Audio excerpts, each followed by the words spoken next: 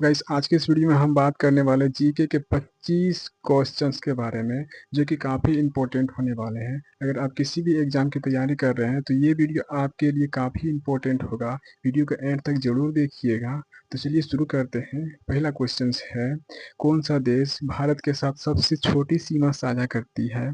कौन सा देश भारत के साथ सबसे छोटी सीमा साझा करती है? तो आपका राइट आंसर हो जाएगा ऑप्शन नंबर डी, अफगानिस्तान। आपका राइट आंसर हो जाएगा ऑप्शन नंबर डी, अफगानिस्तान। तो चलिए अगला क्वेश्चन चलते हैं। अगला क्वेश्चन है, आमतौर पर लोगों की संख्या और क्षमता को क्या कहा जाता है? आमतौर पर लोगों की संख्या और क्षमता को क्या कहा जाता है? अगर आप किसी भी क्वेश्चन का आंसर पहले से जान रहे हैं तो कमेंट बॉक्स में जरूर बताइएगा। और आप कमेंट करके जरूर बताइएगा कि आप 25 में से कितना क्वेश्चंस का आंसर दे पाए हैं। तो इस क्वेश्चन का आप आंसर कमेंट बॉक्स में बताइए कि आमतौर पर लोगों की संख्या और क्षमता को क्या कहते हैं? आमतौर पर लोगों की संख्या और क्षमता को क्या कहते हैं? तो आपका राइट आंसर ऑप्शन नंबर ए हो जाएगा, मानव संसाधन। आपका राइट आंसर हो जाएगा मानव संसाधन। चलिए अगला क्वेश्चन देखते हैं। पश्चिम बंगाल में रानीगंज किसके लिए प्रसिद्ध है? पश्चिम बंगाल रानीगंज तो आपको पता है कोयला के लिए प्रसिद्ध है। ऑप्शन नंबर ए सही हो जाएगा, कोयला। पश्चिम बंगाल रानीगंज कोयला के लिए प्रसिद्ध है। आपका राइट आंसर हो जाएगा ऑप्शन नंबर ए, कोयला। कोयला को लॉक कीजिए, ऑप्शन नंबर ए को लॉक कीजिएगा।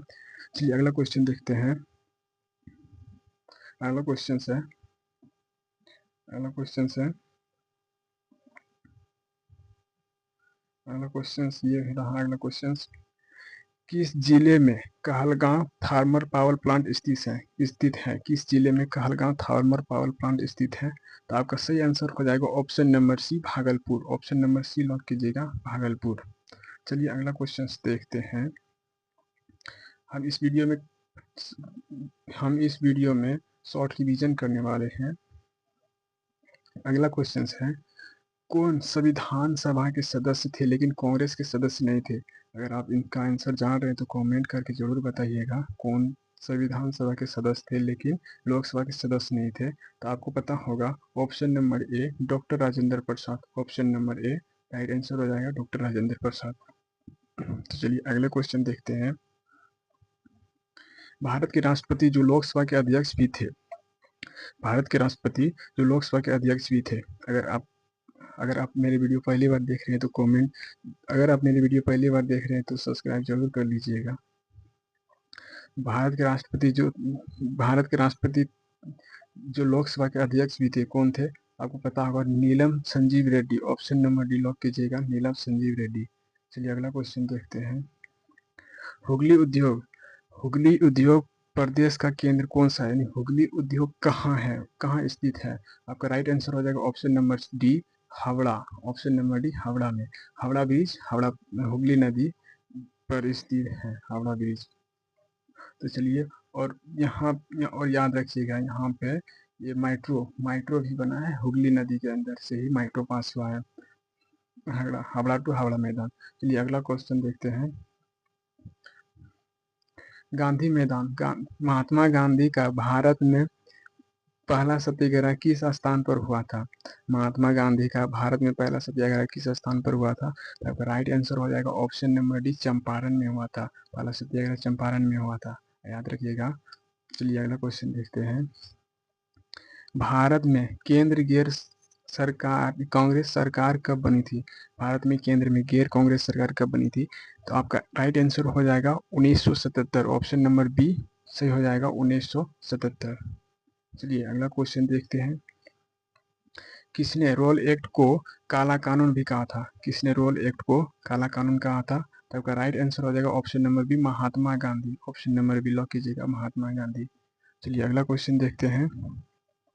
शिकागो में 1993 में विश्व धर्म संसद में किसने भाग लिया था? शिकागो में 1993 में विश्व धर्म संसद में स्वामी विवेकानंद ने भाग लिया था। ऑप्शन नंबर बी लॉक कीजिएगा, स्वामी विवेकानंद। चलिए अगला क्वेश्चन देखते हैं। सूरत विभाजन कब हुआ था? सूरत विभाजन कब हुआ था? आपको पता होगा, सूरत विभाजन 1907 में हुआ था। Option number B right answer हो जाएगा, option number B. Option number B lock कीजिएगा। चलिए अगला क्वेश्चन देखते हैं।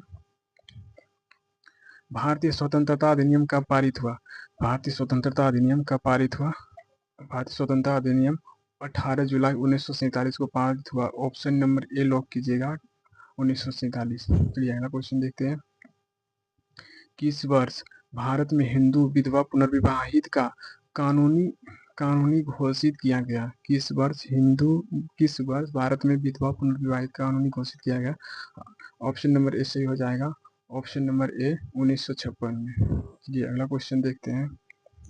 काल बैसाखी काल बैसाखी काल बैसाखी किस राज्य से संबंधित है? काल बैसाखी पश्चिम बंगाल से संबंधित है। ऑप्शन नंबर बी लॉक कीजिएगा, पश्चिम बंगाल। और काल बैसाखी असम में किस नाम से जाना जाता है? आप कमेंट करके जरूर बताइएगा कि असम में किस नाम से जाने जाते हैं काल बैसाखी को। चलिए अगला क्वेश्चन देखते हैं। भारत किस वर्ष एआई इम्पैक्ट शिखर सम्मेलन में मेजबानी करेगा? भारत किस वर्ष एआई इम्पैक्ट शिखर सम्मेलन में मेजबानी करेगा? आपका सही आंसर हो जाएगा ऑप्शन नंबर ए 2026। ऑप्शन नंबर ए 2026। चलिए अगला क्वेश्चन देखते हैं। अंतर्राष्ट्रीय मित्रता दिवस कब मनाए जाते हैं? अंतर्राष्ट्रीय मित्रता दिवस कब मनाए जाते हैं? आपका सही आंसर हो जाएगा ऑप्शन नंबर बी 30 जुलाई। 30 जुलाई लॉक कीजिएगा।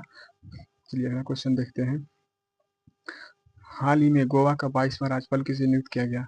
हाल ही में गोवा का 22वां राज्यपाल पुष्पापति अशोक गजपति राजू को नियुक्त किया गया। ऑप्शन नंबर ए लॉक कीजिएगा, पुष्पापति अशोक। चलिए अगला क्वेश्चन देखते हैं।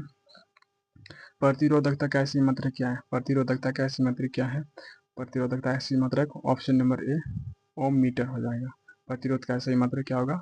कमेंट बॉक्स में बताइएगा। प्रतिरोध का सही मात्रक। चलिए अगला क्वेश्चन देखते हैं। मानव शरीर में भोजन का पूर्ण पाचन कहाँ होता है? मानव शरीर में भोजन का पूर्ण पाचन कहाँ होता है? तो मानव शरीर में भोजन का पूर्ण पाचन छोटी आंत में होता है। ऑप्शन नंबर डी छोटी आंत। लेकिन मानव शरीर में भोजन का शुरुआत पाचन का शुरुआत कहाँ से होता है? कमेंट बॉक्स में बताइएगा। भोजन का पाचन का शुरुआत कहाँ से होता है? यानी कि भोजन का पाचन का शुरुआत मुंह से ही शुरू हो जाता है, लेकिन पूर्णतः पाचन छोटी आंत में होती है। चलिए अगला क्वेश्चन देखते हैं।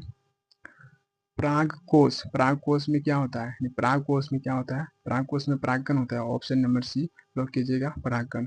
यानी एक पुष्प से दूसरे पुष्प में जो ले जाता है तितली द्वारा, पक्षी द्वारा, यदि कोई भी कीटों द्वारा एक पौधी पुष्प से दूसरे पुष्प में जो ले जाते हैं उसी को परागकण कहते हैं, परागकण। चलिए आज के लिए इतना ही। वीडियो को लास्ट तक देखने के लिए धन्यवाद।